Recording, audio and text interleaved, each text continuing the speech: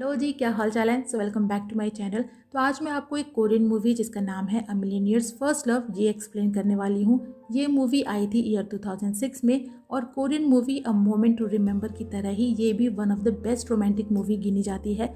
लेकिन explanation start करने से पहले मैं आपको बताना चाहती हूँ कि 2008 में आई बॉलीवुड की एक मूवी रेस में जो गाना है पहली नज़र में वो इसी मूवी के गाने की कॉपी है।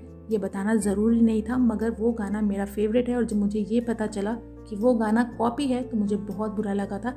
आप क्या सोचते हैं कमेंट सेक्शन में ज़रूर बताइएगा। तो चलिए चलते हैं अपने एक्सप्लेनेशन की तरफ।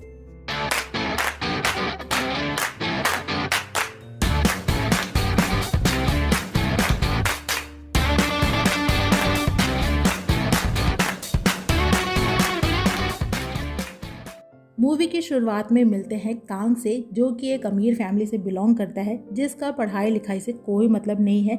उसका काम सिर्फ और सिर्फ लड़ाई झगड़े करना है, पैसों का रौब दिखाना है और दोस्तों के साथ पार्टी करना है। स्कूल भी जाता है तो ऐसा लगता है कि टीचर्स के ऊपर एहसान कर रहा है, यानी कि नंबर 1 बिगड़ा हुआ लड़का। उसके 18th बर्थडे पे उसके लॉयर उसके दादाजी की विल पढ़ते हैं। दरअसल कांग के पेरेंट्स अब इस दुनिया में नहीं हैं। एक दादाजी थे तो उनकी भी डेथ हो चुकी है। तो दादाजी के विल के मुताबिक कांग को पूरी प्रॉपर्टी तभी मिलेगी जब वो एटलीस्ट स्कूल से ग्रेजुएट हो जाए, और अगर उसने ड्रॉप आउट किया तो उसे कुछ भी नहीं मिलेगा। और अगर पूरी प्रॉपर्टी पे गिव अप करता है तो प्रॉपर्टी का 0.1% उसे मिलेगा, वो भी इन कैश। और जब तक वो ग्रेजुएट नहीं हो जाता तब तक वो किसी भी प्रॉपर्टी का कोई यूज नहीं कर सकता। जिसके बाद ना चाहते हुए भी कांग को सियोल जैसे कैपिटल सिटी को छोड़कर कंट्री साइड के छोटे से टाउन में आना पड़ता है अपनी स्कूलिंग कंप्लीट करने के लिए, जहाँ की लाइफ उसकी लाइफ से सालों पीछे थी। यहाँ वो मिलता है एक आदमी से जो उसके दादाजी के दोस्त हैं, पर उन्हें वो अपना गार्डनर समझता है। और जब कुछ खाने के लिए एक स्टोर में आता है तो यहाँ मिलता है एक लड़की से जिसका नाम है यूनहा, जो स्टोर में काम करती है और उसके साथ ही लगे टाउन के इकलौते पेट्रोल पंप पे भी यूनहा कांग को बोलती है कि उसका कार्ड डिनाई हो रहा है, जिस पे कांग अगेन अपने पैसों का रौब दिखाता है और बोलता है कि क्या उसे पता है कि उसके अकाउंट में कितने पैसे हैं। जिस पे यूनहा बोलती है कि वो तो नहीं पता जी, पर अभी के लिए ये कार्ड फालतू है और अगर उसके पास कैश है तो वो कैश में पे कर दे। जिसके बाद कांग उसे कैश पेमेंट करता है और उसे रूडली बात करके वहाँ से चला जाता है। नेक्स्ट डे अपने स्कूल जाता है तो यहाँ अगेन मिलता है उसी आदमी से जिसे अपना गार्डनर समझ रहा था। दरअसल वो उसके प्रिंसिपल थे। और जब क्लास में आता है तो वहाँ मिलता है यूनहा से जो उसकी क्लासमेट है। अब कांग को तो वहाँ रहना नहीं था और ना ही स्कूल अटेंड करना था, तो वो सोचता है कि अगर वो ड्रॉप आउट नहीं कर सकता तो एक्सपेल तो ज़रूर हो सकता है और इसीलिए क्लास के एक लड़के को पीट देता है। पर इसके लिए उसे स्कूल से नहीं निकालते, उल्टा जिस लड़के को उसने मारा था उसके डैड उसे घर बुलाकर उसे 56 भोग खिलाते हैं और अपने ही बेटे को बोलते हैं कि अगर उसने बदला लेने के लिए कांग से मार पिटाई की तो वो उसे ही मार डालेंगे। और बेचारा कांग को समझ ही नहीं पाता क्योंकि सियोल में अब तक उसे स्कूल से निकालते भी, साथ ही पुलिस केस भी करते, पर यहाँ तो उसकी आवभगत हो रही थी। और तो और वापस जाते टाइम उसे खाना पैक करके भी देते हैं।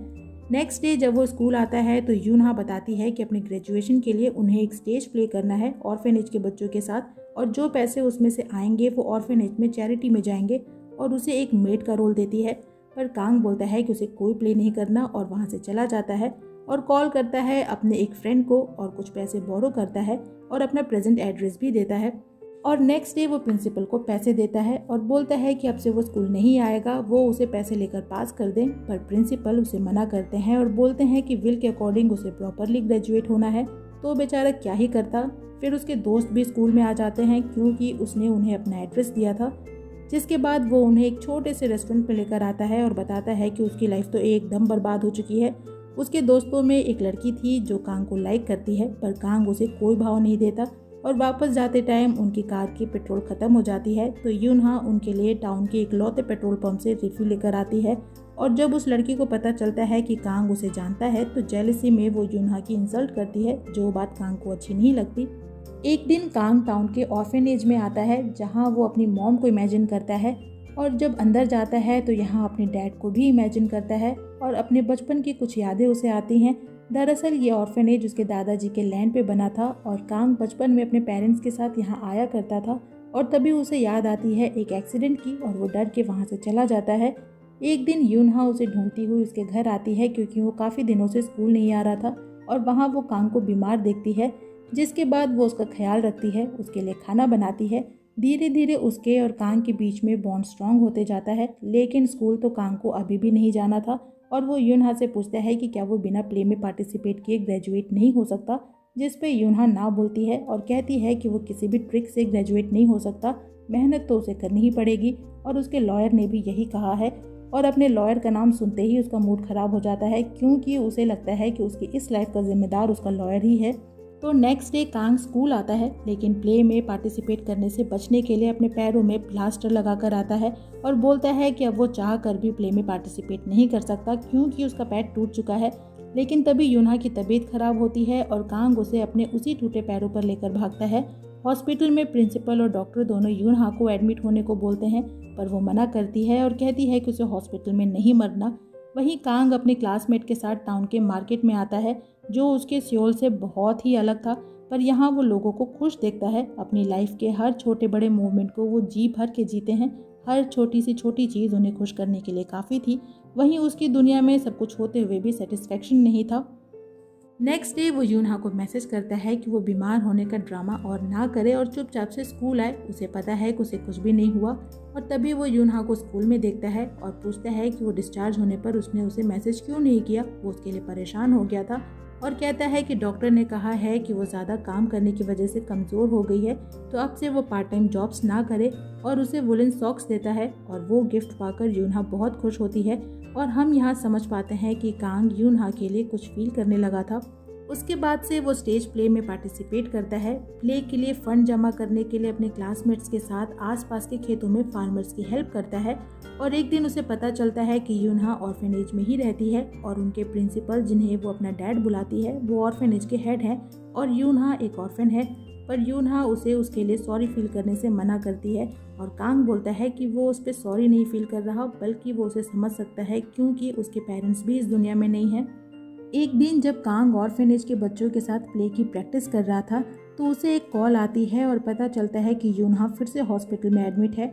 और जब वो हॉस्पिटल आता है तो उसे यूनहा से मिलने नहीं देते और डॉक्टर उसे बताते हैं कि यूनहा को हार्ट डिसीज़ है और वो कभी भी मर सकती है। जो जानकर कांग उनसे रिक्वेस्ट करता है कि वो कैसे भी करके उसे बचा ले। उसके पास बहुत से पैसे हैं और वो उसके ट्रांसप्लांटेशन ऑपरेशन को फाइनेंस करेगा।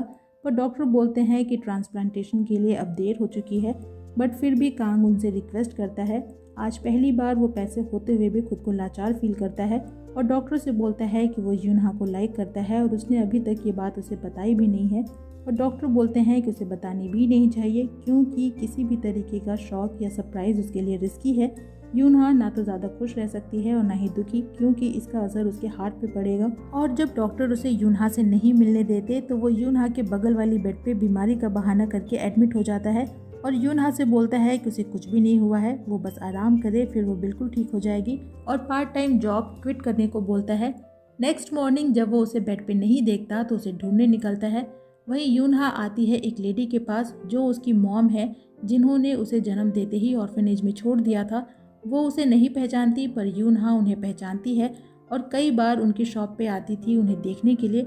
और आज वो उन्हें बताती है कि वो उनकी बेटी है और आज तक वो उनसे नफरत करती आई उसे छोड़ने के लिए, और सोचा था कि जब वो बड़ी होगी तो उनसे इस बात का बदला लेगी। पर अब जब उसके पास ज़्यादा टाइम नहीं है तो वो उन्हें माफ़ करने आई है। वापस आने पे उसे कांग मिलता है, जिससे लगता है कि वो अपने पार्ट टाइम जॉब पे गई थी और पूछता है कि वो जॉब छोड़ क्यों नहीं देती। वो उसके लिए परेशान हो गया था। और यूनहा बोलती है कि उसे पता है कि वो उसे लाइक करता है, पर बता नहीं रहा, इस डर से कि कहीं उसे कुछ हो ना जाए। और वो जॉब इसलिए नहीं छोड़ सकती क्योंकि उसे पैसे कमाने हैं और उस पैसे से वो एक घर बनाएगी जिसमें ढेर सारी खिड़कियां हों और उस घर में ऑर्फेनेज के सारे बच्चे रह सकेंगे, क्योंकि अभी ऑर्फेनेज के मालिक ने उनसे वो घर खाली करने को कहा है। जिसके बाद कांग सीधा आता है अपने लॉयर के पास और पूछता है कि वो ऑर्फेनेज खाली क्यों करवा रहा है, जबकि वो उसके दादाजी की प्रॉपर्टी है। जिस पे लॉयर बोलता है कि वो लोग ऑर्फेनेज में इल्लीगली रह रहे हैं, उन्होंने आज तक उसका 1 रुपये किराया भी नहीं दिया है और उसके दादाजी का लॉयर होने के नाते वो ऐसा कर सकता है। और अगर वो उनकी हेल्प करना चाहता है तो अपने प्रॉपर्टी पे गिव अप कर दे और उसके बदले उसे प्रॉपर्टी का 0.1% हिस्सा मिलेगा, वो भी कैश में, और उन पैसों से वो ऑर्फेनेज को खरीद ले। जिसके बाद कांग इस बात के लिए मान जाता है। हालांकि वो जानता है कि इस फैसले से वो अपने लाइफ टाइम रिग्रेट करेगा, पर फिर भी यूनहा उसके लिए ज़्यादा इम्पोर्टेंट थी। और टाउन वापस आकर वो डॉक्टर से मिलता है और उनसे यूनहा की मेडिसिन मांगता है और बोलता है कि अब से वो यूनहा को अपने साथ रखेगा, उसका ख्याल रखेगा। पर डॉक्टर बोलते हैं कि वो यूनहा की लाइफ के लिए रिस्क है। क्योंकि वो यूनहा को लाइक करता है और यूनहा भी उसे लाइक करती है, और अगर दोनों साथ रहते हैं तो इससे उसकी लाइफ पे असर पड़ सकता है, इसीलिए कांग सेल्फिश ना बने। जिसके बाद कांग डिसाइड करता है कि वो यूनहा से दूर हो जाएगा, इससे वो उसके बारे में सोचेगी ही नहीं। और जब घर आता है तो देखता है यूनहा को, जो अपना सामान लेकर आई थी उसके साथ रहने के लिए, पर कांग उसे वहाँ से जाने को बोलता है, उससे रूडली बात करता है और ये भी कहता है कि वो उसे लाइक नहीं करता, ना ही वो यहाँ पे डेट करने आया है। हालांकि ये सब कुछ बोलकर वो खुद भी हर्ट होता है, पर वो जानता है कि यूनहा के लिए यही सही है। एक दिन वो ऑर्फेनेज के बच्चों को स्टेज प्ले की प्रैक्टिस करते देखता है, जिसकी एक लाइन में लड़का लड़की से बोलता है कि वो उससे फिर मिलेगा 10 रातों बाद, जो सुनकर उसे कुछ याद आता है। दरअसल ये उसने बचपन में एक लड़की से कहा था जो उसकी दोस्त थी, और वो लड़की थी यूनहा। जब कांग अपने पेरेंट्स के साथ इस ऑर्फेनेज में आया था तो उसकी दोस्ती यूनहा से होती है, और वापस जाते टाइम वो उसे बोलता है कि वो उससे मिलने फिर आएगा 10 रातों बाद, जो शायद किसी फेरीटेल बुक की लाइन थी। उसके बाद वो यूनहा से मिलता है, जो उससे रूड बिहेवियर की वजह से अभी भी नाराज़ थी, और कांग उसे सॉरी बोलता है लेट आने के लिए, और बताता है कि वो 10 रातों बाद आने वाला था, पर उसी दिन वापस जाते हुए उसका एक्सीडेंट हो गया जिसमें उसके पेरेंट्स मारे गए। जिसके बाद उसने इस जगह की सारी यादें अपने दिमाग से मिटा दी, और आज जब वो उसके पास वापस आया भी है तो उसके पास ज़्यादा टाइम नहीं है, और यूनहा बोलती है कि वो उसके साथ फर्स्ट स्नोफॉल तक रहना चाहती है ताकि उसके दिए हुए वुलन सॉक्स को पहन सके। और कांग बोलता है कि उसे पता है कि उसके साथ होना उसकी लाइफ के लिए रिस्की है, पर तब भी वो उससे प्यार करता है, और इसी के साथ यहाँ उनकी फर्स्ट किस होती है। उसके बाद यूनहा कांग के घर में शिफ्ट हो जाती है। दोनों अपने बचे हुए टाइम को एक साथ एंजॉय करते हैं। एक दिन कांग उससे पूछता है कि उसने उसे बताया क्यों नहीं कि वो उसकी बचपन की दोस्त है, जिस पे यूनहा बोलती है कि बताने का क्या ही फ़ायदा था, उसने तो उसे पहचाना ही नहीं। ऐसे ही दिन बीतते जाते हैं, वो दोनों एक दूसरे के साथ बहुत सारी मेमोरीज बनाते हैं। कांग ये जानते हुए भी कि यूनहा के चले जाने के बाद वो इन मेमोरीज को याद करके सबसे ज़्यादा हर्ट होगा, बट स्टिल वो उसके साथ रहना चाहता है। ऐसे ही वो स्टेज प्ले की फाइनल रिहर्सल करते हैं, जिसमें कांग एक मेड बना था।